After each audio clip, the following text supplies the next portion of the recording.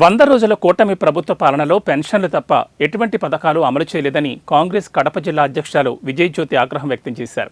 ఈ సందర్భంగా కడప నగరంలోని జిల్లా కాంగ్రెస్ కార్యాలయంలో ఏర్పాటు చేసిన సమావేశంలో ఆమె మాట్లాడుతూ సీఎం చంద్రబాబు సూపర్ 6 హామీలు ఇప్పటివరకు అమలు చేయకుండా 100 రోజుల జనరంజక పాలనను చెప్పుకోవడం విడ్డూరంగా ఉందన్నారు.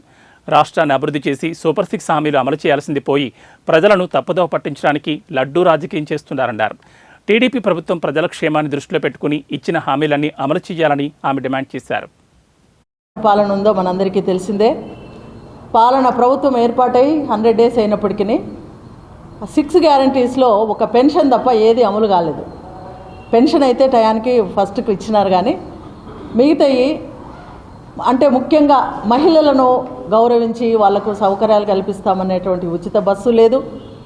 తర్వాత ప్రతి ఆడబిడ్డకు 18 సంవత్సరాల వాళ్ళకు 1500 డబ్బులు ఇస్తామనేది ప్రతి బిడ్డకు అనేది అది లేదు.